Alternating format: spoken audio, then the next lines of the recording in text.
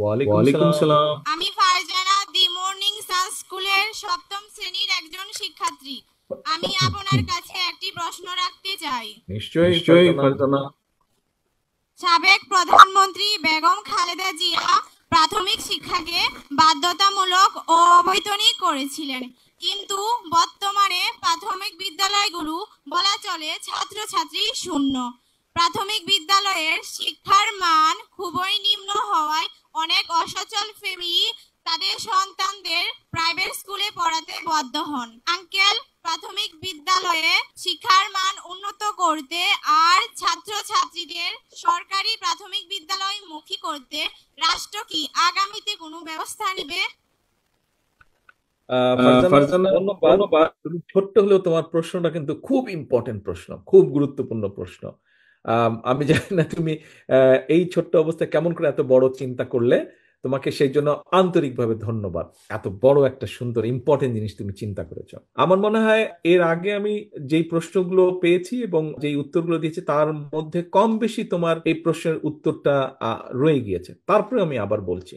হ্যাঁ ফারজানা, আমি সবসময় বলি, আমি সবসময় মনে করি যে আমাদেরকে যদি দেশটাকে সুন্দরভাবে গড়ে তুলতে হয় তাহলে আমাদেরকে সবচেয়ে বেশি জোর দিতে হবে প্রাথমিক শিক্ষার উপরে, প্রাথমিক স্কুলগুলোর উপরে, প্রাথমিক স্কুলের শিক্ষক শিক্ষিকাদের উপরে এবং প্রাথমিক শিক্ষার্থীদের উপরে। তাদেরকে শুধু আমরা সরে ও সরে ABCD আলিফ বেতে শুধু এগুলা শিখালেই হবে না। আমাদেরকে তাদেরকে শিখাতে হবে সামাজিক মূল্যবোধ, শিখাতে হবে ভালো মন্দ শিখাতে হবে, অর্থাৎ মূল ভিত্তিটা আমাদেরকে তৈরি করতে হবে এখানে।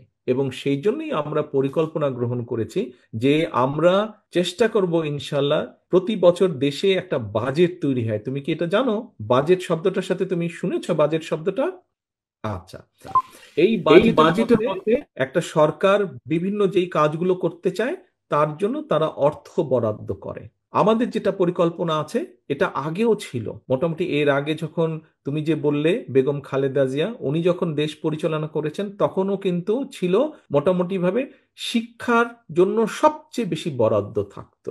ইনশাল্লাহ আগামী দিনে বিএনপি রাষ্ট্র পরিচালনার দায়িত্ব পেলে, ধানের শীষ জিতলে ইনশাল্লাহ আমরা আবার শিক্ষার মধ্যে সবচেয়ে বেশি বরাদ্দ দিব।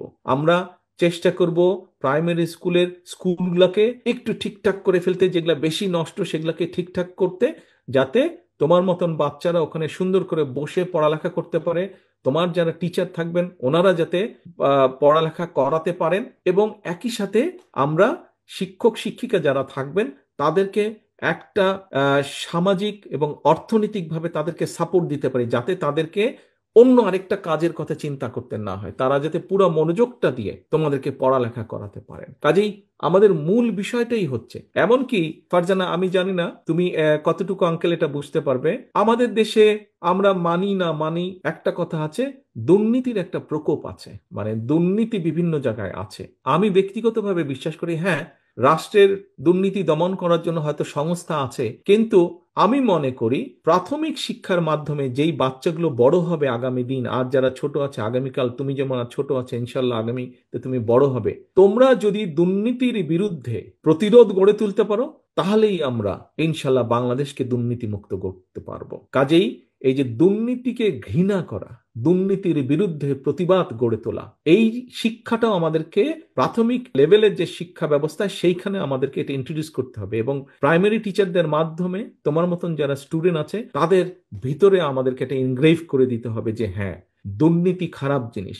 কাজেই আজ তুমি ছোট আছো কিন্তু কাল তুমি বড় হবে, কাল তুমি এই সমাজে একটা অবদান রাখবে, এবং সেখানে তখন তুমি দুর্নীতির বিরুদ্ধে স্ট্যান্ড নিতে পারবে। কাজে এই যে সামাজিক মূল্যবোধ, এই মূল্যবোধকে যদি আমাদের প্রতিষ্ঠিত করতে হয়, প্রাইমারি স্কুল হচ্ছে সবচেয়ে ইম্পর্টেন্ট জায়গা। কিভাবে মুরব্বীদের সাথে কথা বলতে হবে, কিভাবে মুরব্বীদেরকে দেখভাল করতে হবে, তাদের যত্ন নিতে হবে, কিভাবে প্রকৃতির যত্ন নিতে হবে, কিভাবে নিজেকে পড়ালেখা করতে হবে, কিভাবে আমাদের নিজেদেরকে ঠিক রাখতে হবে, এই সব বিষয়গুলো কিন্তু প্রাথমিক প্রাইমারি স্কুল থেকে হতে হবে, প্রাইমারি লেভেল থেকে এগুলো আমাদেরকে শিখাতে হবে।